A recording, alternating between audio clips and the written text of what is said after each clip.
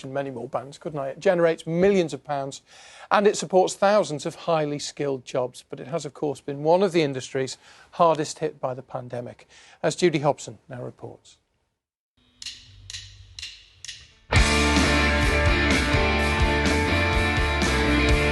This is the first time the Charlatans have played together for months. There's no audience, but this performance will be streamed to raise money for an industry devastated by the pandemic. It's a reminder to me about how much I actually miss it, because you kind of like, you just get used to the idea of not doing something, and actually being on stage tonight made me feel really good, and I think that that's what's going to happen to everybody. The live stream, called The North Will Rise Again, has been organised by music journalist John Robb. The North Will Rise Again, which is an old fall song, it's a celebration of the idea that the North is united, and the culture is what unites the North more than anything.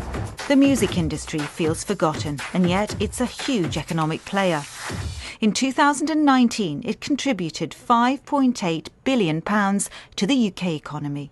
In the North West, gig goers spent £477 million and it supported almost 5,000 jobs. In the Liverpool city region alone, live music attracts an audience of almost 1 million a year. It's revenue from live music that's been the biggest casualty for this industry.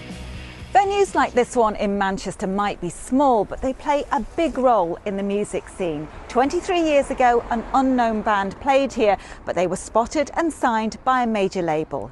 That was Coldplay. It was called Cuba Cafe then, but the pandemic could see this venue closing for good. Since the initial lockdown, we've lost about, I'd say, 120 to 130 events. This would have brought through about 400, 500 artists.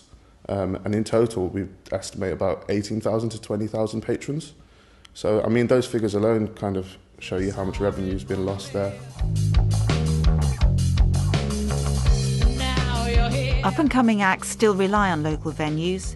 Manchester band LIINES will also feature on the North Will Rise Again live stream. They had a remarkable year in 2019, then the pandemic hit.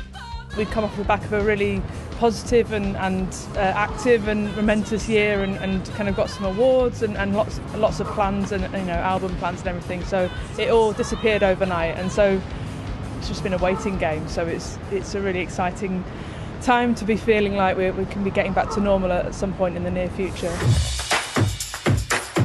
But it's not just bands and venues that are being hit financially. Many lighting and sound techs, roadies, tour managers are now out of work. This area here is all to do with the audio mixing consoles. This company in Knowsley supplies PA systems, lighting and sound, as well as technicians for tours.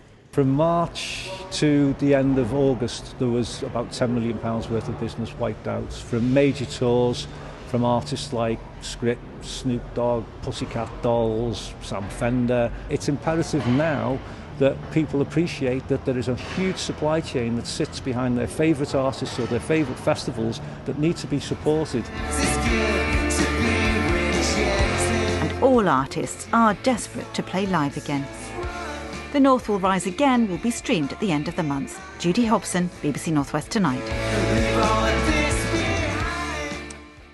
Judy Hobson, normally our transport correspondent, sometimes our environment correspondent, this time our music correspondent. I think perhaps giving us a glimpse of the real Judy there. She did apparently used to work on Radio 1 back in the day. So